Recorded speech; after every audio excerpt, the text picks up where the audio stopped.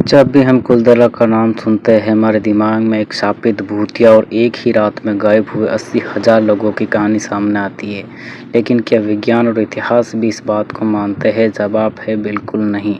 विज्ञान की दुनिया में भूतिया अनुभवों को कन्फर्मेशन बायस और पैराडॉक्स कहा जाता है। जब इंसानी दिमाग को पहले से बता दिया जाए कि कोई जगह डरावनी है तो हवा की सामान्य आवाज़ को भी चीख और अंधेरे में दिखने वाली किसी भी सामान्य परछाई को भूत मान लेता है।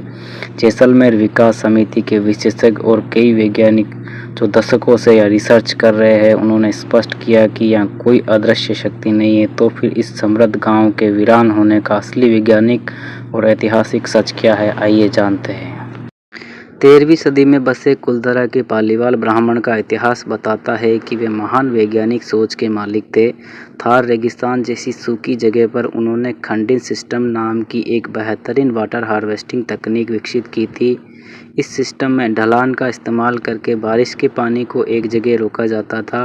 पानी धीरे धीरे ज़मीन के नीचे रिसता था, जिससे वहाँ की मिट्टी उपजाऊ और न्यूट्रिएंट रिच हो जाती थी। वे रेगिस्तान के बीच साल में 2 बार फसल उगा लेते थे। वैज्ञानिक और रिसर्च के अनुसार कुलधरा की खुशहाली पानी पर टिकी थी, लेकिन कुलधरा के पास से बहने वाली काग नदी पर जब बांध बनाया गया तो वे धीरे धीरे पूरी तरह सूख गई। नदी सूखने से ज़मीन का वाटर लेवल गिर गया। अलीगढ़ मुस्लिम यूनिवर्सिटी की एक रिसर्च के मुताबिक साल 1815 तक कुलधरा के लगभग सारे कुएं पूरी तरह सूख चुके थे। विज्ञान कहता है कि बिना पानी के इतनी बड़ी आबादी का वहाँ टिके रहना नामुमकिन था। जनवरी 2017 में भारत के प्रतिष्ठित साइंस जर्नल करंट साइंस में एक स्टडी पब्लिक हुई। वैज्ञानिकों ने कुलधरा के टूटे घरों, गिरे हुई पिलर्स और दीवारों की फोरेंसिक जांच की। इस स्टडी में दावा किया गया कि घरों का ये पैटर्न केवल एक शक्तिशाली भूकंप से ही हो सकता है। भूवैज्ञानिक सर्वे भी दिखाता है कि ये इलाका टेक्टोनिक फॉल्ट लाइन्स के पास है।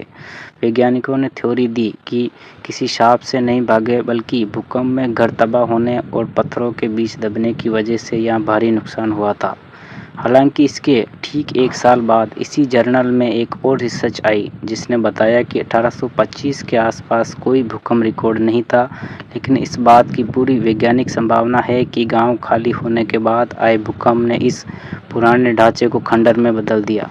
British officer colonel James Tod की 1829 की किताब analysis and antiquity of Rajasthan में साफ लिखा गया है कि कुलधरा के लोग किसी जादू से एक रात में गायब नहीं हुए थे। ये एक ग्रेजुअल डिक्लाइन था।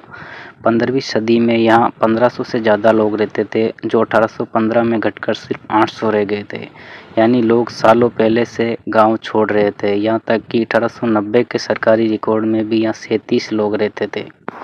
इतिहास और विज्ञान दोनों इस बात को प्रमाणित करते हैं कि पानी का खत्म होना, दीवान सालिम सिंह का अत्याचारी टैक्स और बाहरी डाकुओं द्वारा लूटपाट ही वो असली वजह थी जिसके कारण लोग बेहतर जीवन की तलाश में जोधपुर, उत्तराखंड और बिहार की तरफ चले गए।